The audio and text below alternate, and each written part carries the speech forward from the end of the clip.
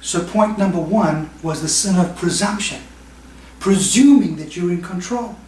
Number two was the sin of boasting, boasting about the control. And then thirdly, he says the third sin to avoid is the sin of omission. Sins of omission, we have sins of commission and sins of omission. Sins of commission is doing things that we shouldn't do. Sins of omission is not doing things that we're supposed to be doing. When I was in the army, I became a Christian, and my testimony was all about all the things I gave up, doing all the things that I shouldn't have been doing, that I don't do anymore, and how God so miraculously changed me. But after a while, God started to convict me and say, okay, Greg, there's a bunch of stuff you're not doing that you shouldn't have been doing. But what about the things you're supposed to be doing? And I realized, Lord, I need to be getting on to doing some of these things. You know, we say, well, I shouldn't worry. Yeah, that's fine. But you shouldn't just not worry. You need to put your faith in God. You shouldn't just not doubt. You need to trust in the Lord. And he says here, you know the good you ought to do, and you don't do it, then you sin. You see, our attitude makes all the difference. Don't be presumptuous. Don't boast. But now your attitude needs to be, so now what? Now put your faith in God. Now trust in Him. Don't worry. Don't just trust. Don't be faithless. Don't doubt. But trust in Him. Now attitude makes all the difference in the world. My dad and his sister went to a theme park. This is now just a few years ago. They're both in their 60s. And they went on this kind of crane that was spinning around like this. And they had a video camera on the top, and they were going on this thing. And my dad was screaming, "Get me off of this thing!" And his sister, my aunt, was, I mean, they can be twins. You just slap a wig on my dad, and that's his sister. And she was sitting there going, "This is so fantastic!" Now they've got the same mom, the same dad. They grew up in the same environment, the same household. They went to the same schools. Yet their attitude in the same situation, same circumstances, is totally different. Attitude can make all the difference in the world. What is your attitude to life? James says, what is your life? And what's your attitude in this life? Life is a gift from God. And what you do with that gift, yet life is your gift back to Him.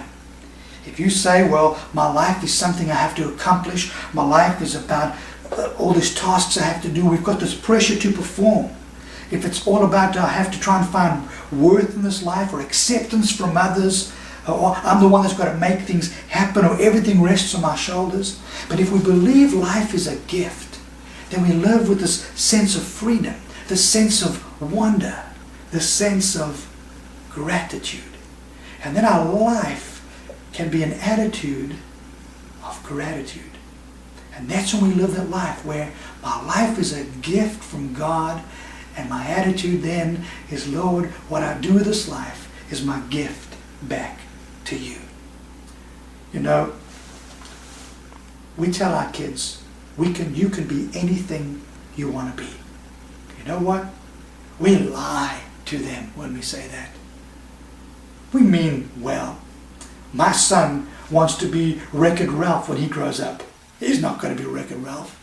My little niece, his cousin, she wants to be Ariel, the mermaid, when she grows up. She can't be a mermaid. When I was in the army, I entered the army, and there was a special unit that I desired to go into. I did the test and everything was fine. And I stood before the officer, and he said to me, "Greg, do you need to have those eyeglasses?" I said, "Yes." I said, "Well, contact lenses?" He said, "Well, no. Can you do without eyeglasses and contact lenses in the bush for a month?" And I said, "No, I couldn't." He said, "Well, I'm sorry."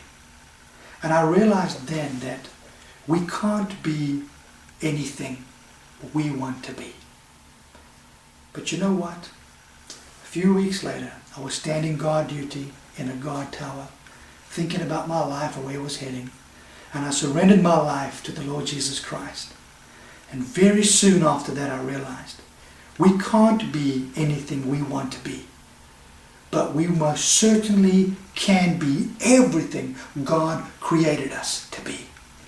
And if we teach ourselves and if we teach our children that life is a gift from God, and what we do with that life is our gift back to Him, we and they can be everything and will be everything God created us to be.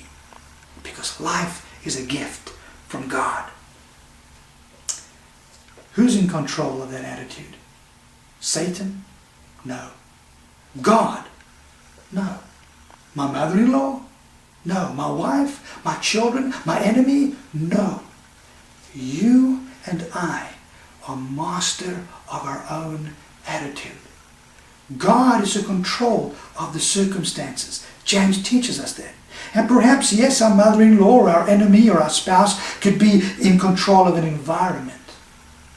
But only we are master of our attitude. And what is your attitude in this life? In conclusion, there was a granddad, and he was sleeping in his bed. And his little granddaughter came and she rubbed some stinky cheese on his mustache. And he woke up and he smelled it and he looked at his blankets and he said, "These blankets stink!" And he threw them to the side. And he said, "This whole bedroom stinks!" And he ran out into the hallway and he went, "This whole house stinks!" And he ran out into the street and he went, "This whole world stinks!" But where was the stench? Right under his nose. Our attitude can make all the difference in the world. We've got one life. We've got one chance. Don't let a stinking attitude mess it up. Our life is a gift from God. And what we do with that life is our gift right back to Him. May the Lord bless you. Have a great day.